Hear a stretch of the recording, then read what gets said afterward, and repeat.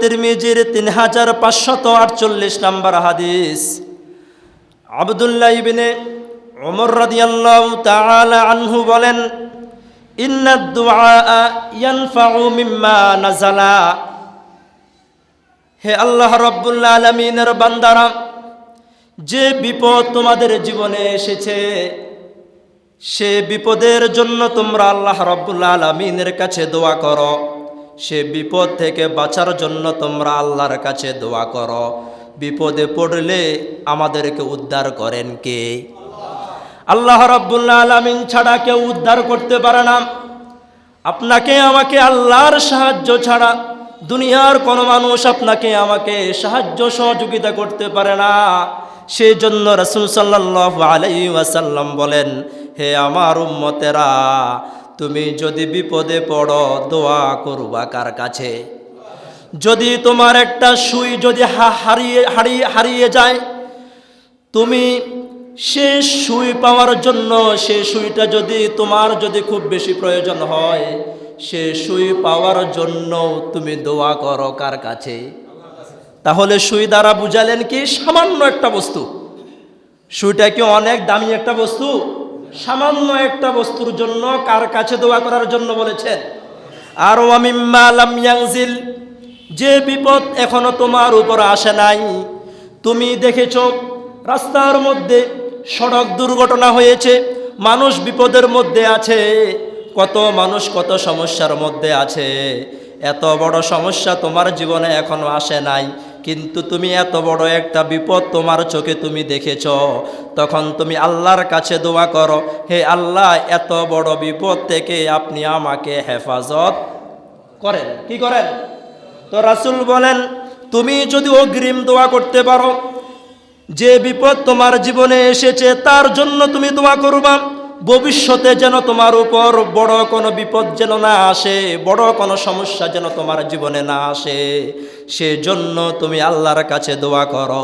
সুসময়ে যদি আল্লাহর কাছে দোয়া করতে পারো, আল্লাহ রাব্বুল আলামিন তোমার জীবনের ভবিষ্যতের বিপদ আল্লাহ দূর করে দিবেন। সুবহানাল্লাহ।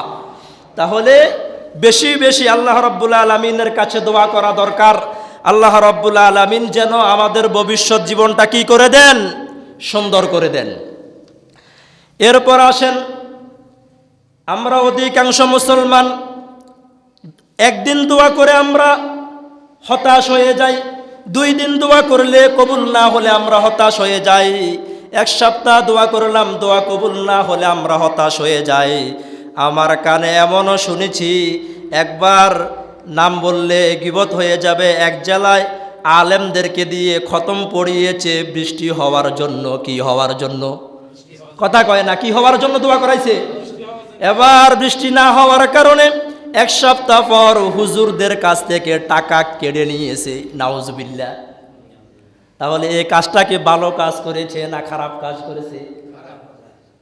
তো রাসূল সাল্লাল্লাহু আলাইহি ওয়াসাল্লাম বলেন, ইউস্তাজাবু লি আহাদিকুম, তোমাদের সবার, তোমরা আল্লাহ রাব্বুল আলামিনের কাছে যত দোয়া করো, তোমরা হতাশ হইও না, তোমরা চিন্তিত হইও না।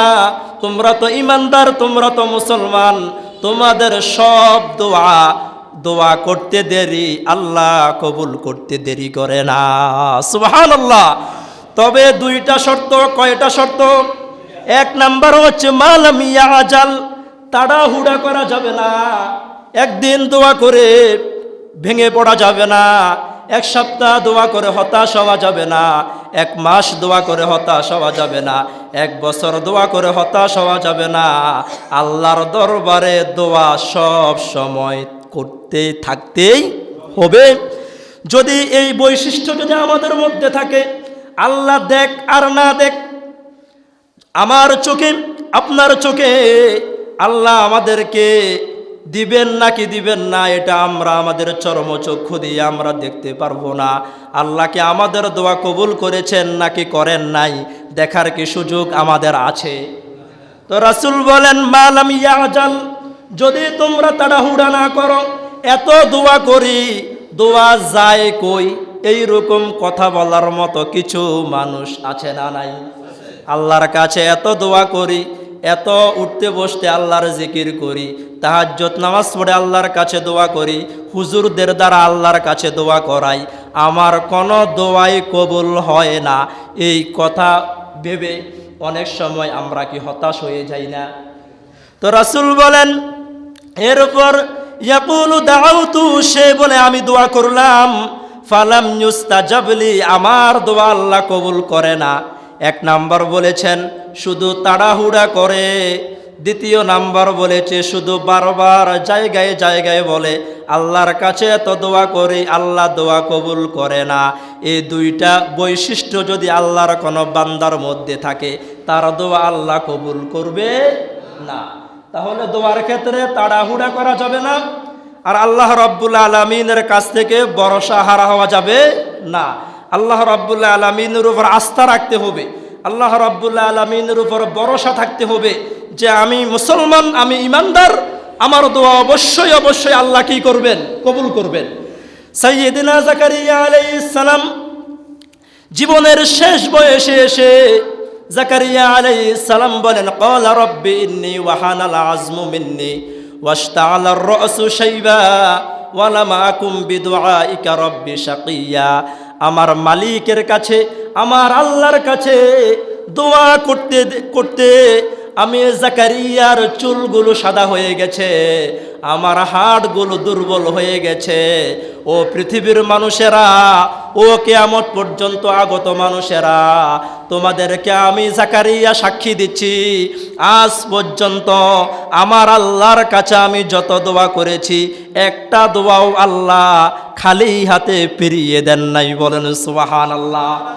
তাহলে যে আল্লাহ জাকারিয়া আলাইহিস সালামের জীবনের সব দোয়া আল্লাহ রাব্বুল আলামিন কবুল করেছেন, সেই আল্লাহ এখনো আছে না নাই? আল্লাহর ক্ষমতা আগের মতো আছে না নাই? জাকারিয়া আলাইহিস সালাম বৃদ্ধ হয়ে গেলেন, তার স্ত্রীও বৃদ্ধা হয়ে গেল। এবার জাকারিয়া আলাইহিস সালাম মারিয়াম আলাইহিস সালামের রুমের মধ্যে ঢুকে দেখে এমন এমন কিছু ফল, যে ফলগুলো তখন ফিলিস্তিনের কোন শহরে নাই। এই ফলের সিজন এখন কি সব জায়গায় কি আম পাওয়া যায়? পাওয়া যায় না।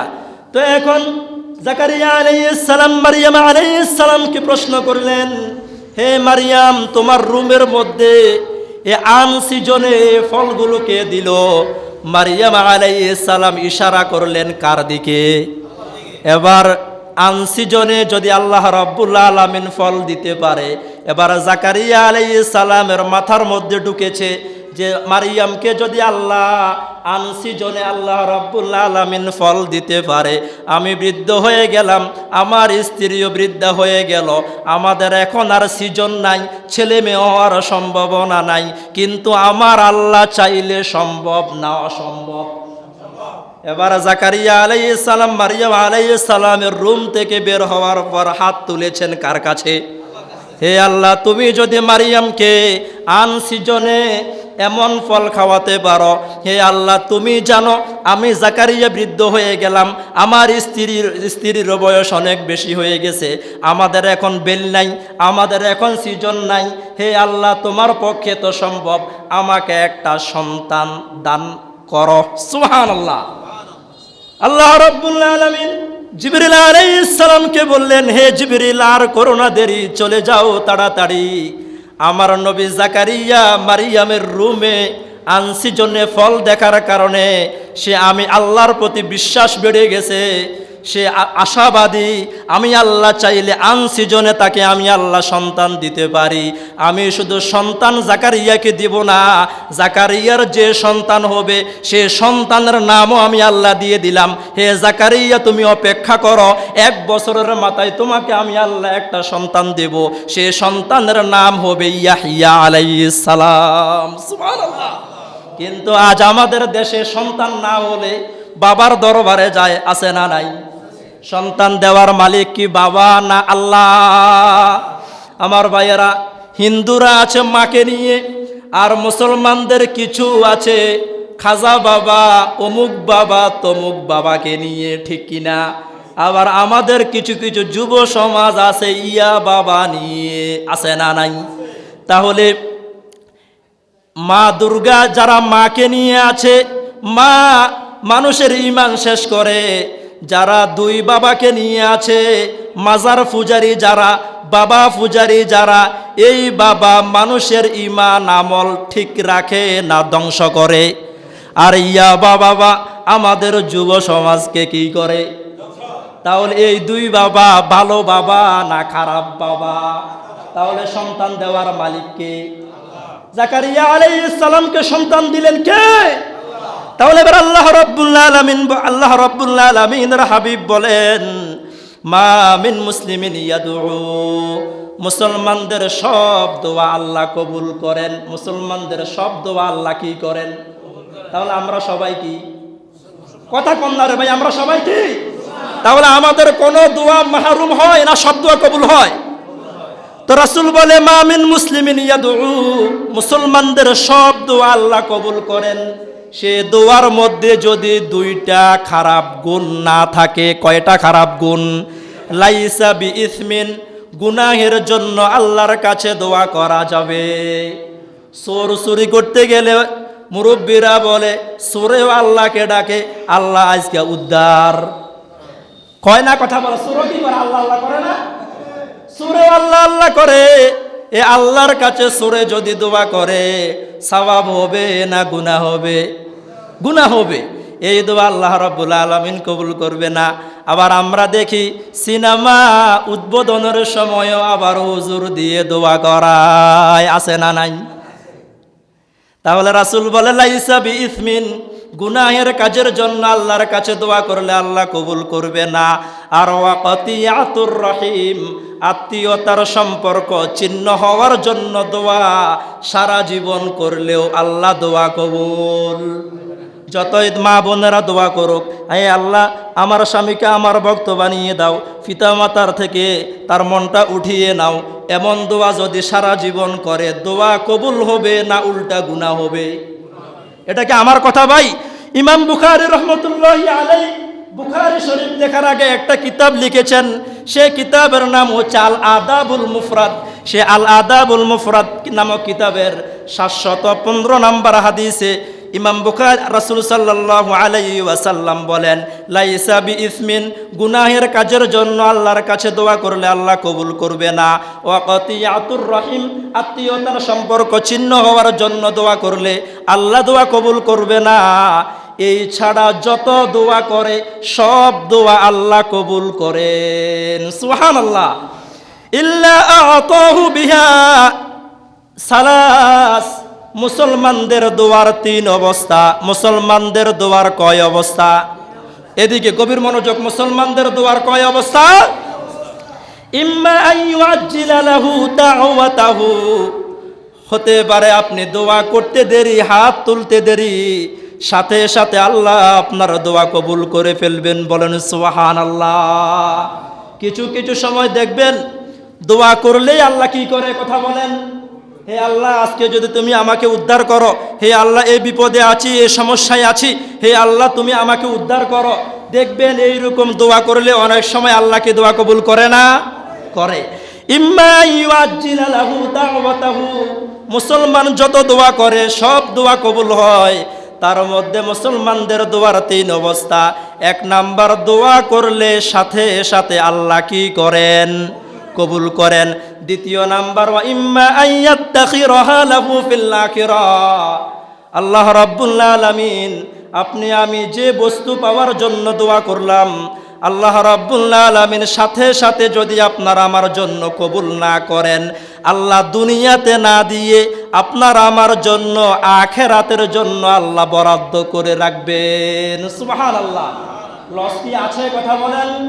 3 নাম্বার, ওয়া ইম্মা আইয়াদফা আনহু মিনাস সুই মিথলাহা, অথবা আপনি চেয়েছেন আল্লাহ আমাকে এটা দেন সেটা দেন, যে দোয়াগুলো আপনি করেছেন আল্লাহ রাব্বুল আলামিন হতে পারে সে বস্তু আপনাকে না দিয়ে আল্লাহ রাব্বুল আলামিন এর বিনিময়ে আপনার বিপদ মুসিবত দূর করে দিবেন। সুবহানাল্লাহ।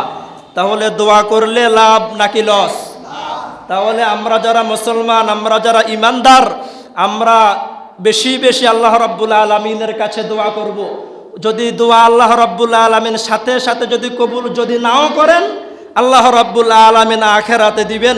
আখিরাতেও যদি না দেন, আল্লাহ রাব্বুল আলামিন সমপরিমাণ আরেকটা বিপদ আল্লাহ কি করে দিবেন? দূর করে দিবেন।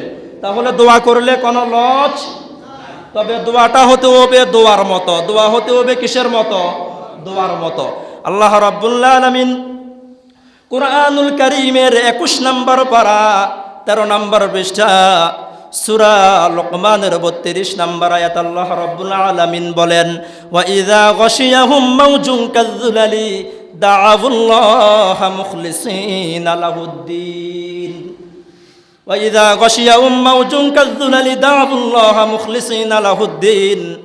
যখন তোমাদের জাহাজ, যখন তোমাদের লঞ্চ যখন সাগরে থাকে অথবা নদীতে থাকে, বড় বড় পাহাড় পরিমাণ ঢেউ যখন আসে, যখন তোমার জাহাজকে উল্টে দেওয়ার মতো বড় বড় ঢেউ আসে, তখন সবাই জিকির করে কার? আমার ভাইয়েরা, গত সপ্তাহ উত্তর কোরিয়ায় একটা বিমান দুর্ঘটনা কি ঘটেছে না? আমরা সেখানে দেখেছি আমার ভাইয়েরা, যেই লোক 2 জন লোক জীবিত উদ্ধার হয়েছে। 181 জন যাত্রীর মধ্যে মাত্র 2 জন জীবিত উদ্ধার হয়েছে। তার মধ্য থেকে একজন সাক্ষ্য দিয়েছে যে যখন দুর্ঘটনার শিকার হওয়ার কিছু মুহূর্তে আগে যখন তাদের জানা হয়ে গেল চাকাগুলো খুলছে না, তখন হিন্দু নাই, মুসলমান নাই, বৌদ্ধ নাই, খ্রিস্টান নাই, ইহুদি নাই, সবাই আল্লাহু আকবার বলে ডাক দিয়েছে, আল্লাহু আকবার। তাহলে আল্লাহ রাব্বুল আলামিন প্রায় 1500 বছর আগে বলেছেন, বিপদে পড়ার পর হিন্দু বলো, বৌদ্ধ বলো, ইহুদি বলো, খ্রিস্টান বলো, বিপদে পড়ার পর কোনো দেবদেবতার নাম কারো মনে হয় না, সবার হৃদয়ে কার নাম জপে? তাহলে আল্লাহ রাব্বুল আলামিন বলে, আমার বান্দারা বিপদে পড়ার পর যেভাবে আল্লাহ রাব্বুল আলামিনকে ডাকো, বিপদ থেকে উদ্ধার হওয়ার পরে আল্লাহকে ডাকা দরকার আছে না নাই? আল্লাহ রাব্বুল আলামিন বলেন, বিপদে পড়লে উঠতে আল্লাহ, বসতে আল্লাহ, শুইতে আল্লাহ আছে না নাই? এরপরে সবার সাথে ভালো আচরণ করে, কারোর সাথে বেয়াদবি করে না। যাকে দেখে তাকে বলে, ভাই আমার জন্য দোয়া করবেন, এই সমস্যার মধ্যে আছি। আল্লাহ বলে, বিপদ যখন আমি আল্লাহ দূর করে দেই, এই আল্লাহর নাফরমান কয়দিন আগে সমস্যার মধ্যে ছিল, কয়দিন আগে বিপদে ছিল, সেটা ভুলেই যায়, আছে না নাই? আমরা কি ভুলে যাই না? কথা বলেন তো। আল্লাহ রাব্বুল আলামিন বলেন, তোমরা যদি চাও তোমাদের দোয়া আমি আল্লাহ কবুল করি। জামিউত তিরমিজির 3382 নম্বর হাদিস, আবু হুরায়রা রাদিয়াল্লাহু তাআলা আনহু বলেন, মান সাররাহু আইয়াস্তাজিবাল্লাহু লাহু ইনদা শাদাইদ মিনাল কুরাবি। আল্লাহর কোন বান্দা যদি চায় বিপদে পড়ার সাথে সাথে আল্লাহর কাছে হাত তুললে আল্লাহ তার দোয়া কবুল করবে, এই চিন্তা, এই চেতনা আল্লাহর যে বান্দাদের মধ্যে আছে, তারা যেন ফালইউকসিরুদ দুআ ফির রাখা, তারা যেই সময় ভালো থাকে, যেই সময় সুস্থ থাকে, যেই সময় তারা আনন্দে থাকে, তারা যেন সেই সময় বেশি বেশি আল্লাহর কাছে দোয়া করে। সুবহানাল্লাহ। তাহলে এই হাদিস থেকে কি বুঝলেন? বিপদে পড়ার পর আল্লাহর কাছে দোয়া না, যখন আপনার বিপদ নাই, যখন আপনি মুসিবতের মধ্যে নাই, যখন আপনি সমস্যার মধ্যে নাই, আপনার জীবন আনন্দের মধ্যে আছে, রাসূল বলে তুমি সেই সময় বেশি বেশি আল্লাহর কাছে দোয়া করো। তোমার নিজের জন্য দোয়া করো, পরিবারের জন্য দোয়া করো, এলাকার মানুষের জন্য দোয়া করো, দেশের জন্য দোয়া করো। তাহলে তুমি যদি কোনো সময় বিপদে পড়ো, হাত তুলতে দেরি, আল্লাহ দোয়া কবুল করতে দেরি হবে না। এবার আসেন, আমরা দোয়া করব আগে নিজের জন্য না আগে অন্যের জন্য? কথা কয় না। আগে কার জন্য দোয়া? আগে অন্যের জন্য দোয়া করলে আল্লাহ দোয়া কবুল করে। আমি হুজুর দোয়া করলাম, আল্লাহ আমাকে আপনি জান্নাতের মাঝখানে একটা বাড়ি দিয়েন, মুসল্লিদেরকে বাদ দিয়ে। সহিহ হাদিস, রাসূল বলে তুমি যখন ইমাম হবা, কোন নেতা হবা, ইমাম হবা, একা একা দোয়া করবা, আল্লাহর কাছে জবাব দিতে হবে। তুমি তোমার জন্য দোয়া করবা, শুধু বিষয়টা এমন নয়, তুমি তোমার মুসল্লিদের জন্য দোয়া করবা আল্লাহর কাছে, তারপর তোমার জন্য কার কাছে দোয়া করবা? তাহলে আগে দোয়া নিজের জন্য না মানুষের জন্য? কিন্তু আমরা শুধু নিজের জন্য দোয়া করি, নিজের ছেলে মেয়ের জন্য দোয়া করি, নিজের আত্মীয় স্বজনের জন্য দোয়া করি। এলাকার মানুষের জন্য আমরা আসলে যদিও মুখে মুখে আসে আর কি, মন থেকে এলাকার মানুষের ভালো, একজনের ভালো আর একজন চায় না। তো রাসূল সাল্লাল্লাহু আলাইহি ওয়াসাল্লাম বুখারী শরীফের 6820 নম্বর হাদিসে রাসূল সাল্লাল্লাহু আলাইহি ওয়াসাল্লাম বলেন, দোয়া কবুলের 5 নম্বর শর্ত, মা মিন মুসলিমিন ইয়াদউ লিআখিহি বিজহরিল গায়ব। আল্লাহর কোন বান্দা যদি আরেকজন বান্দার পিছনে তার জন্য দোয়া করে, বুঝার জন্য বললাম, আমি এই ইমাম সাহেব, আমি থাকি রায়পুর, হুজুর থাকে বাসুবাজার, এবার হুজুর আমার পিছনে হুজুর আমার জন্য দোয়া করে, আমি হুজুরের জন্য দোয়া করি, বদিউল ভাই আমার জন্য দোয়া করে, আমি বদিউল ভাইয়ের জন্য দোয়া করি। উনিও শুনে না, আমিও ওনার দোয়া শুনি না, শুনে কে? শুনে কে? কথা বলেন। তো রাসূল সাল্লাল্লাহু আলাইহি ওয়াসাল্লাম বলেন, তুমি যদি চাও তোমার দোয়া আল্লাহ কবুল করুক, মা মিন মুসলিমিন ইয়াদউ লিআখিহি বিজহরিল গায়ব, তুমি যদি তোমার ভাইদের পিছনে, তোমার মুসলমান ভাইদের জন্য তুমি যদি দোয়া করতে পারো, ইল্লা ক্বালাল মালাকু ওয়ালাকা বিমিসলি, সাথে সাথে আল্লাহ একটা ফেরেশতা তোমার জন্য নিযুক্ত করে দেন। সে ফেরেশতা আল্লাহর কাছে তোমার জন্য দোয়া করে। কি দোয়া করে? বলে, আল্লাহ তোমার বান্দা, তোমার আরেকজন বান্দার যে কল্যাণ কামনা করেছে, তোমার অমুক বান্দার জন্য যে দোয়াগুলো করেছে, তার জন্য সে দোয়াগুলো তুমি কবুল করে নাও। সুবহানাল্লাহ। তাহলে আমার ভাই, আরেকজনের জন্য দোয়া করলে আমাদের লাভ নাকি লস? কথা বলেন। এবার আসেন, আমরা অনেকের কাছে আমরা অনেক কিছু চাই, অনেক সময় টাকা ধার চাই, এটা চাই সেটা চাই, কিন্তু অধিকাংশ মানুষ আমরা বলি না, ভাই দোয়া করিয়েন। এই কথা বলতে আমাদের কাছে লজ্জা লাগে, এই কথা বলতে আমাদের কাছে শরম লাগে। ভাই এত কিছু চাইতে আপনার কাছে শরম লাগে না, দোয়া চাইতে আপনার কাছে আমার কাছে শরম লাগে কেন?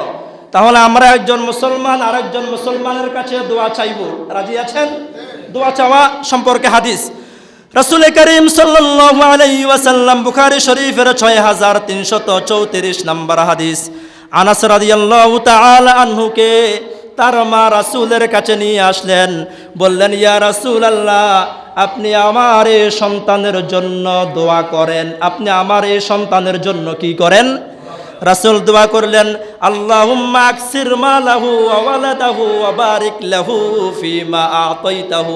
হে আল্লাহ, আমার কাছে দোয়া চেয়েছে, এই মহিলা তার সন্তানের জন্য আমার কাছে দোয়া চেয়েছে।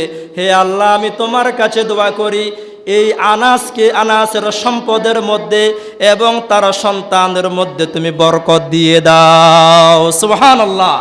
তাহলে কার দোয়া কখন আল্লাহ কবুল করে আমরা কি বলতে পারবো? কথা বলেন। তাহলে আমরা একজন ভাই আরেকজন ভাইয়ের কাছে, আমরা একজন মুসলমান আরেকজন মুসলমানের কাছে আমরা দোয়া চাইব, রাজি আছেন? এবার আসেন, কাদের দোয়া আল্লাহ বেশি কবুল করেন? দোয়া চাইবেন বেশি বেশি কার কাছে? শাহজালাল সিলেট চলে যাবেন, এরপরে চট্টগ্রাম অনেক মাজার আছে সেখানে চলে যাবেন, কুমিল্লাতে অনেক মাজার আছে, এর রংপুর আছে, আবার ফিরগঞ্জ, গ্রামের নামে ফিরগঞ্জ, সেখানে চলে যাবেন নাকি? কথা বলেন, আপনার ফির কি? হ্যাঁ, সালাসাতু দাওয়াতিন মুস্তাজাবাতুন লা শাক্কা ফিহি, 3 ব্যক্তির দোয়া আল্লাহ কখনো খালিয়াতে ফিরিয়ে দেন না। 1 নম্বরে দাওয়াতুল ওয়ালিদি, 1 নম্বরে তোমার বাবা এবং মা। সুবহানাল্লাহ। তাহলে আপনার আমার জন্য এই পৃথিবীর মধ্যে সবচেয়ে বড় ফির কে? গতকাল একটা লোক, আমার এই যে মোবাইলটা দেখেন, এই মোবাইলটা 15 দিন আগে আমার এক মুসল্লি 30,200 টাকা দিয়ে কিনে দিছে। কালকে আবার আরেকটা মুসল্লি, একবারে মসজিদে মেহরাবে তো বসে আছে, অসত্য কথা বলার সুযোগ নাই, আর একটা মুসল্লি আমার রুমে 40 মিনিটের মতো বসে রয়েছে, শুধু একটা মোবাইল কিনে দিব। আমি বললাম, মোবাইল তো একটা আছে। দেখা যাবে যে লোক আমাকে মোবাইল দিতে আসে সে আলহামদুলিল্লাহ ভালো মানুষ। এমনও তো অনেক মানুষ আছে বিভিন্ন দরবারে গরু দে, কিন্তু বাপ মাকে খাওয়ায় না, আছে না নাই? হুজুরকে খুব ভালো খাওয়ায় কিন্তু বাপ মাকে খাওয়ায়। আসতে আসতে বললাম, এই ভাইয়ের এক আত্মীয় আমাকে একটা পাঞ্জাবি হাদিয়া দে, আমাকে পায়জামা হাদিয়া দে, কিন্তু উনি ওনার মাকে খাওয়ায় না। নাউজুবিল্লাহ। তাহলে ওনার জন্য আমি বড় হুজুর না ওনার মা বড় হুজুর? বড় হুজুর কি আমি, আমার দোয়া বেশি কবুল না বাপ মার দোয়া বেশি কবুল? তো রাসূল বলে দাউতুল ওয়ালিদি, তোমার জন্য তোমার বাবা এবং মা যদি দোয়া করে আল্লাহ রাব্বুল আলামিন দোয়া কবুল করবেন। ওয়া দাউতুল মুসাফিরি, মুসাফিরের দোয়া আল্লাহ কবুল করবেন। ওয়া দাউতুল মাজলুম, মাজলুমের দোয়া আল্লাহ কবুল করেন। সুবহান।